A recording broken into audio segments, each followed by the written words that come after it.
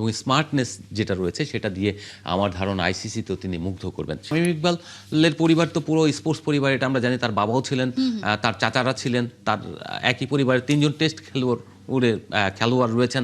আকরাম খান, তারপরে তার ভাই আছে নাফিজ ইকবাল এবং তিনি তামিম ইকবাল। তামিম ইকবাল এখান থেকে যখন এই ঢাকা শহরে ক্রিকেট খেলতে এলেন তখন থেকে তাকে আমরা তো তারটা কাভার করেছি, তো তখন থেকে দিয়ে দেখেছি তার যে পরিবর্তন, তার যে ম্যাচ নিজেকে তৈরি করেছেন এই জায়গায় ক্রিকেটার হিসেবে, তো তাকে তিনি একটা হাই স্ট্যান্ডার্ডের প্লেয়ার। তার সঙ্গে যদি আপনি চিন্তা করেন কমিউনিকেশন সারা পৃথিবীতে তার ক্রিকেটারদের সঙ্গে যোগাযোগ আছে, বিভিন্ন বোর্ডের সঙ্গে যোগাযোগ রয়েছে।